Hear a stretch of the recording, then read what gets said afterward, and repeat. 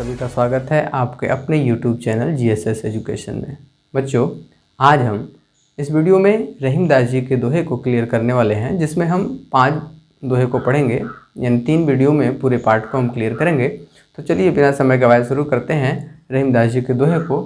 आप यहाँ पे देख रहे हैं पहला दोहा लिखा है, जो रहीम उत्तम प्रकृति का करी शकत कुसंग, चंदन विष व्यापत नहीं लिपटे रहत भुजंग।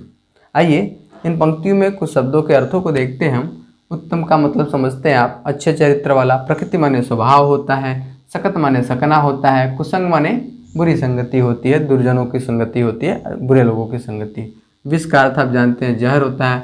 व्यापक का अर्थ होता है व्याप्त होना से, शामिल होना से, मिलना से। लिपटे का आप जानते ही हैं। भुजंग का अर्थ होता है सर।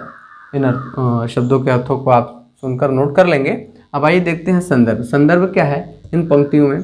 संदर्भ पूरे पाठ का एक ही रहेगा। तो यहाँ पे संदर्भ है कि प्रस्तुत पंक्तियाँ हमारी पाठ्य पुस्तक हिंदी काव्य में कविवर रहीमदास द्वारा रचित रहीम ग्रंथावली के दोहा शीर्षक से अवतरित है। अब आप इसको समझिए।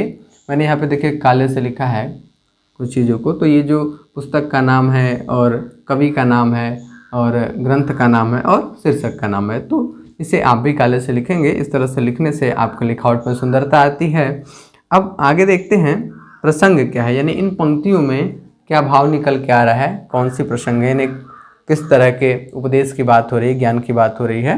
तो यहाँ पे कविवर रहीमदास जी कह रहे हैं कि जो उत्तम चरित्र वाले हैं उनका जो चरित्र होता है वो दृढ़ होता है। दृढ़ का मतलब यहाँ पे देखिए लिखा है, प्रस्तुत दोहे में रहीम जी ने उत्तम चरित्र की दृढ़ता को स्पष्ट किया है। कहने का आशय यह है कि जो अच्छे गुणों वाले होते हैं, उत्तम चरित्र वाले मनुष्य होते हैं, उनके ऊपर दुर्गुणों का कोई प्रभाव नहीं होता है। तो उनके जो चरित्र होता है, उनका जो व्यवहार होता है वो काफ़ी दृढ़ होता है। इस बात का यहाँ पे प्रसंग है। अब देखते हैं व्याख्या। अभी मैं आपको बताता हूँ व्याख्या। प्रसंग के बाद व्याख्या लिखा जाता है, उसके बाद काव्य सौंदर्य लिखा जाता है। तो व्याख्या मैं आपको बताऊँगा, आप उसे सुनेंगे, समझेंगे और अपने सरल भाषा में लिखने का प्रयास करेंगे। चलिए काव्य सौंदर्य देख लेते हैं। काव्य सौंदर्य ने इस काव्य के अंदर कौन सी सुंदरता है, और सुंदरता जो होती है 2 पक्षों में होती है, एक भाव पक्ष में होता है और एक कला पक्ष में होता है। तो भाव पक्ष तो यहाँ यही है कि कबीरदास जी जो है मनुष्य के उत्तम चरित्र की दृढ़ता का वर्णन कर रहे हैं। भाव पक्ष ये है। कला पक्ष में देखते हैं भाषा यहाँ पे क्या है। भाषा आपका ब्रज भाषा है, शैली मुक्तक और उपदेशात्मक शैली है। उपदेश की बात कर रहे हैं, ज्ञान की बात कर रहे हैं, इसलिए उपदेशात्मक शैली है। रस शांत रस, रस आपका जो होता है ये भाव पक्ष में होता है, बाकी सब कला पक्ष में होता है। तो रस आपका शांत रस है। छंद आपका दोहा छंद, आप देख ही रहे हैं, दोहा छंद पूरे पाठ का है। अलंकार यहाँ पे दृष्टांत अलंकार है, गुण जो है प्रसाद है।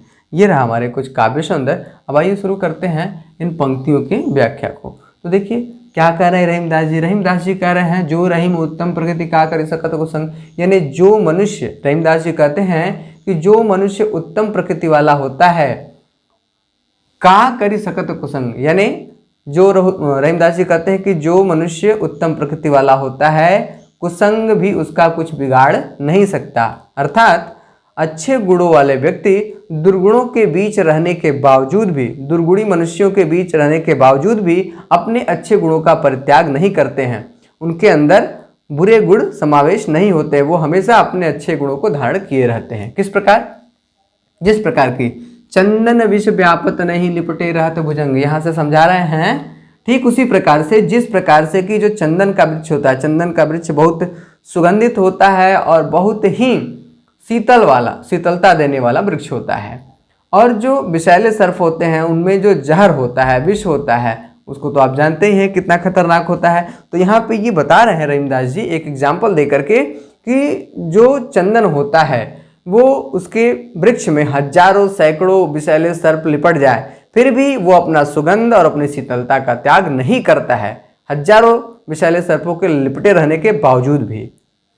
इसी तरह से जिस प्रकार की सैकड़ों विषैले सर्पों के लिपटे रहने के बावजूद चंदन का वृक्ष अपनी शीतलता और अपने सुगंध का त्याग नहीं करता, ठीक उसी प्रकार जो उत्तम प्रकृति के मनुष्य होते हैं, अच्छे स्वभाव, अच्छे गुण, अच्छे व्यवहार वाले व्यक्ति जो होते हैं, वो हजारों सैकड़ों कुसंगतियों के साथ रहें, सैकड़ों बुरे मनुष्यों के साथ रहें, फिर भी वो अपने अच्छे गुणों का परित्याग नहीं करते हैं। उनके अंदर हमेशा अच्छा गुण शामिल रहता है, अपने अंदर वो दुर्गुणों को तो बच्चों देखते हैं अपना दूसरा दोहा।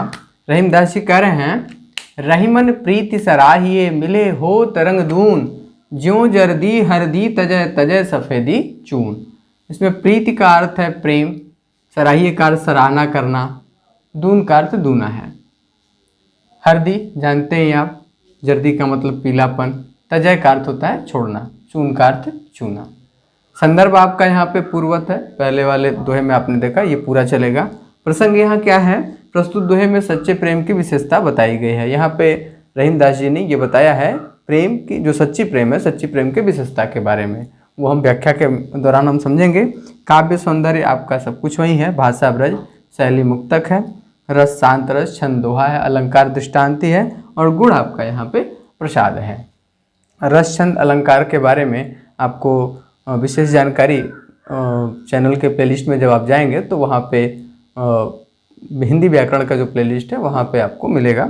रस छंद अलंकार इन सब चीज़ों के बारे में, संधि समास प्रत्यय उपसर्ग और शब्द भेद आदि के बारे में प्लेलिस्ट में आप जाकर के वहाँ से देख लेंगे। तो चलिए अब शुरू करते हैं इसकी व्याख्या।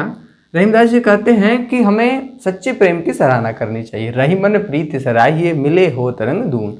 हाँ, रहीमदास जी कह रहे हैं कि हमें सच्चे प्रेम की सराहना करनी चाहिए, क्योंकि आप देखते हैं दो प्रेमी अलग अलग गुणों वाले होते हैं, अलग अलग स्वभाव वाले होते हैं, लेकिन वो अपने अस्तित्व को भूलकर, अपने अलग अलग स्वभाव को भूल करके एक दूसरे में मिल जाते हैं और एक दूसरे से सही भाव से प्रेम करते हैं। तो ऐसे प्रेम की सराहना करनी चाहिए, रहीमदास जी ऐसा कहते हैं। किस प्रकार, जिस प्रकार के नीचे वाले पंक्ति में बता रहे हैं, जो जर्दी हरदी तजय तजय सफ़ेदी चून। आपने देखा होगा कि जो हरदी का पीलापन होता है और चूने का सफ़ेदपन होता है, जब दोनों को आपस में मिला देते हैं, हरदी और चूने को अगर आप मिलाएंगे तो वो लाल रंग का बन जाता है। यानी हरदी ने अपने पीलेपन का त्याग किया और चूने ने अपने सफ़ेदपन का त्याग किया। जब दोनों एक दूसरे में मिल गए तो एक नया लाल रंग उन्होंने तैयार किया, यानी एक नए रंग में रंग गए। ठीक उसी प्रकार से दो जो प्रेमी होते हैं, आपस में सच्चे प्रेमी होते हैं, प्रेम करने वाले, एक का स्वभाव कुछ और दूसरे का स्वभाव कुछ और, लेकिन दोनों अपने अपने स्वभाव को छोड़कर एक दूसरे से प्रेम करते हैं। तो वही बात यहाँ पे रहीमदास जी करें कि हमें ऐसे प्रेम की सराहना करनी चाहिए जो सच्चा प्रेम है, क्योंकि दोनों प्रेमी जो होते हैं वो अपने अपने स्वभाव का परित्याग करके एक दूसरे में मिल जाते हैं, एक दूसरे से सच्चे भाव से प्रेम करते हैं। ठीक उसी प्रकार से जिस प्रकार से कि चूना और हल्दी अपने अपने रंग को परित्याग करके, यानी चूना सफ़ेदीपन को और हल्दी पीलेपन को त्याग करके लाल रंग का निर्माण करते, एक नया रंग छोड़ जाते हैं। तो यहाँ पे यही भाव निकल के आता है, आप इसे नोट कर लेंगे। अब देखते हैं अपना क्या कर रहे हैं रहीमदास जी। टूटे सुजन मनाइए जो टूटे सौ बार, रहीमन फिर पोइए टूटे मुक्ता हार। आइए सुजन का अर्थ देखते हैं क्या है। इसका अर्थ होता है सज्जन व्यक्ति। टूटे का अर्थ यहाँ पे रूठना से है, रूठ जाना से है। 100 बार आप समझते हैं। फिर माने दोबारा से होता है। मुक्ता हार माने मोतियों की माला होती है, मोतियों का हार होता है। संदर्भ यहाँ पे पूर्व देख रहे हैं। यहाँ पे प्रश्न क्या है, प्रस्तुत दोहे में रहीमदास जी ने सज्जन लोगों के महत्व को समझाया है।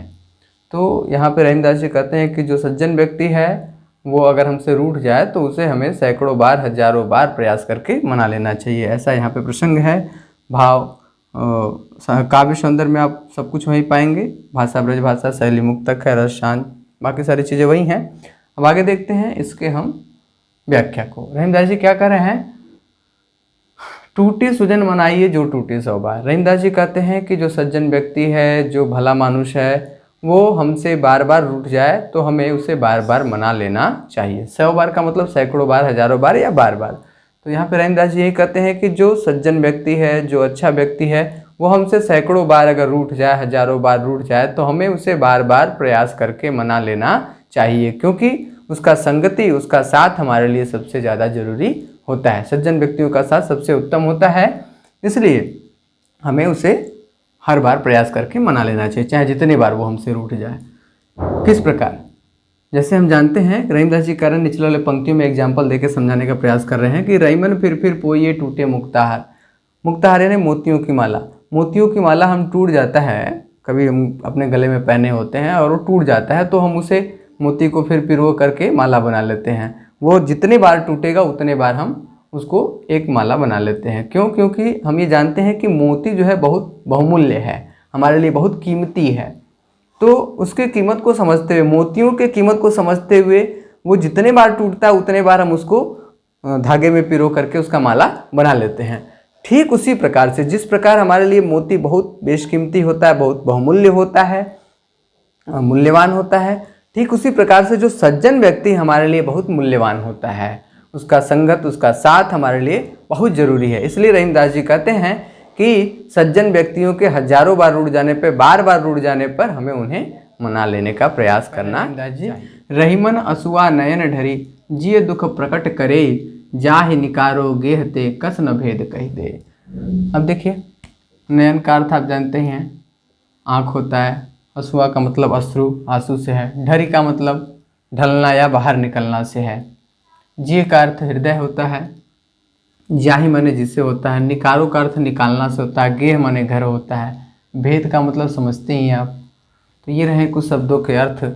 अब संदर्भ वही देख रहे हैं आप। प्रश्न क्या है? उक्त दोहे में कवि ने जीवन का सच्चा अनुभव प्रकट किया है। मतलब यहाँ पे बताया है कि जीवन में जो घटित होता है, जो व्यवहार हमारे हैं, उन व्यवहारों के बारे में यहाँ पे कवि ने वर्णन किया है। आइए उसको हम व्याख्या में समझेंगे। काव्य सौंदर्य सब कुछ वही है, कोई बदलाव नहीं है। देखते हैं अब इन पदों के व्याख्या को। रहीमदास जी कह रहे हैं कि रहीमन असुआ नयन ढरी जिय दुख प्रकट करे। यानी रहीमदास जी कहते हैं कि हमारे आँखों से जब अश्रु बाहर निकलते हैं तो वो हमारे हृदय के दुख को व्यक्त करते हैं। रहीमदास जी ये बात कहते हैं कि जब मनुष्य के या हमारे आँखों से अश्रु बाहर आते हैं तो निश्चित रूप से वो हमारे हृदय के दुख को प्रकट करते हैं। जिय दुख प्रकट करे, यानी हृदय के दुख को व्यक्त करते हैं या प्रकट करते हैं। किस प्रकार? जाहि निकारो गेहते कस न भेद कहि दे। जिस प्रकार के किसी व्यक्ति को घर में लड़ाई होने के कारण, मतभेद होने के कारण, आपस में लड़ाई झगड़ा होने के कारण उसे अगर बाहर कर दिया जाए, जाहि निकारो गेहते, घर से उसे बाहर निकाल दिया जाए, तो वो कहीं ना कहीं जाकर कस न भेद कही दे, यानी कहीं ना कहीं गांव घर या बाहर किसी के पास जाकर, दोस्त साथी रिश्तेदार किसी के यहाँ भी जाकर के वो घर के जो भेद थे लड़ाई झगड़े वाले, वो कहीं ना कहीं जाके स्पष्ट कर देगा, कहीं देगा। रहीमदास जी ये समझाना चाह रहे हैं कि जिस प्रकार मनुष्य के आंखों से अश्रु जब बाहर निकलता है तो वो हृदय के दुख को, कष्ट को, वेदना को प्रकट करता है, उसी प्रकार जो मनुष्य होता है जिसको कि हमें घर में लड़ाई झगड़ा व्यवधान के कारण उसे अगर घर से बाहर कर दिया जाए, घर से बाहर निकाल दिया जाए, तो वो कहीं ना कहीं जाकर समाज में उन भेदों को, यानी अपने घर के भेदों को स्पष्ट कर देता है, यानी जो लड़ाई झगड़ा हुआ है उसको वो बता देता है। तो ये रहा हमारे चौथे पद का व्याख्या। आप इसे समझकर अपने भाषा में लिखेंगे, अपने सरल भाषा में लिखने का प्रयास करेंगे। आज के वीडियो में इतना ही। अगले वीडियो में हम अन्य 5 दोहे लेकर आने वाले हैं। तब तक आप इसे पढ़ते रहें, नोट करें। धन्यवाद।